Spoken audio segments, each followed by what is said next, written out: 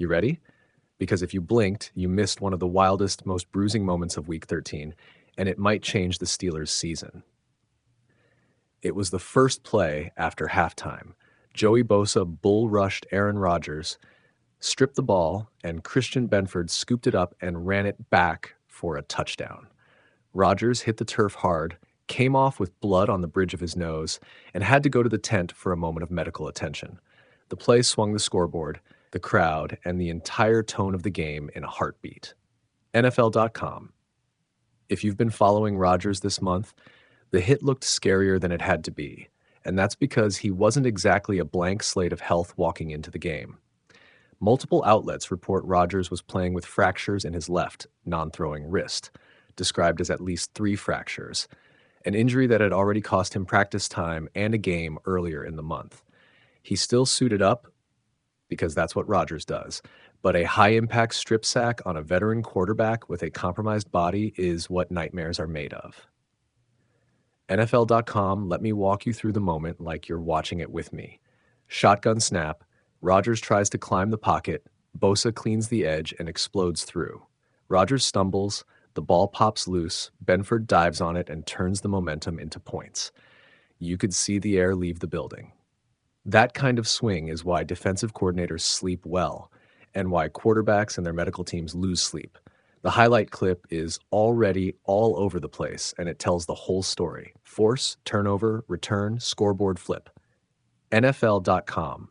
Now let's be honest. This is not one of those, oh no, QB left for 2 plays then returned and everything's fine moments. Rodgers jogged to the sideline, got checked, and later re-entered with tape and a noticeable bruise and blood on his face. The sequence raised immediate questions. How long can you ask a Hall of Fame caliber veteran to play through compounding injuries?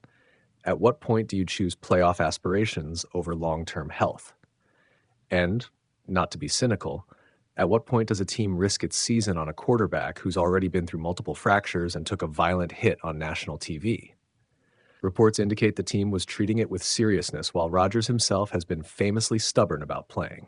WJXT, Miss T, you'll hear 2 camps argue this until the offseason. One says you ride the best chance to win every week, even if that means a banged-up legend taking hits, and the other says protect the asset and think seasons ahead.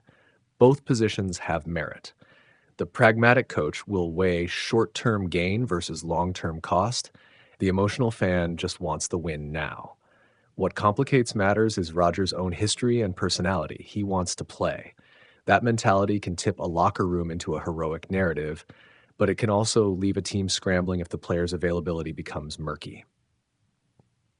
SB Nation, there's also the officiating and accountability angle.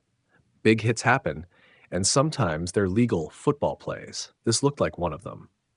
But the league will almost certainly review the tape, given it resulted in a bloody face and a scoop and score. You'll see social feeds light up with, was that clean? Should Bosa be fined? And why didn't the refs protect the QB? The NFL's discipline and replay processes will chew on this for a few days, and we'll get an official ruling on whether the hit warranted supplemental discipline. Meanwhile, the snapshot on Sunday is simple. Turnover, TD, momentum gone. Athlonsports.com. What does this do to the Steelers? Short term, it hands the Bills a huge emotional lift and makes a comeback that much harder. Longer term, it forces decisions about week-to-week availability and the protection scheme. If Rodgers' non-throwing wrist is fragile, the O-line and the play calling must change to give him quicker, more surgical reads and limit his exposure to collapsing pockets. Even more, this moment amplifies the importance of depth. If Rodgers can't finish games, does Mason Rudolph give you the same chance? Do you change game plans to keep an injured starter upright, or do you pivot to plays that let the backup be effective?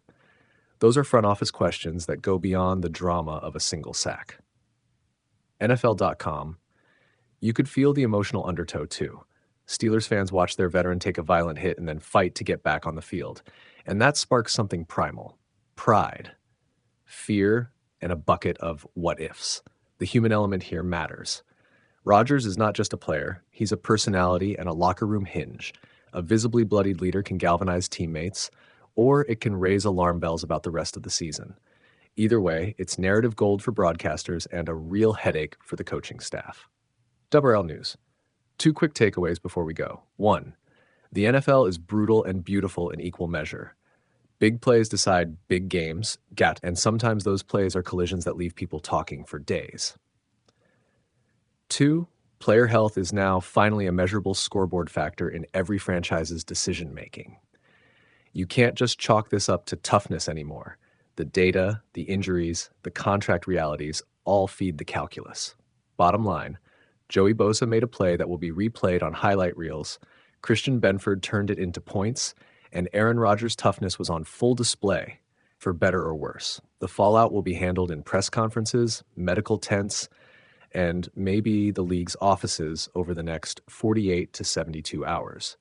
For the Steelers, the question is simple and brutal. How badly do you want to win this week, and what price are you willing to pay? If you want to watch the play again, trust me, watch it.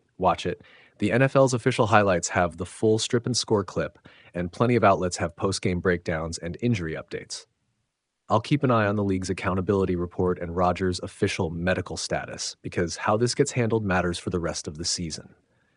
NFL.com. All right, that's the moment. Film it, clip it, and come back tomorrow when we parse the coach speak, the ex-posts, and what this means for the Steelers' next 3 games.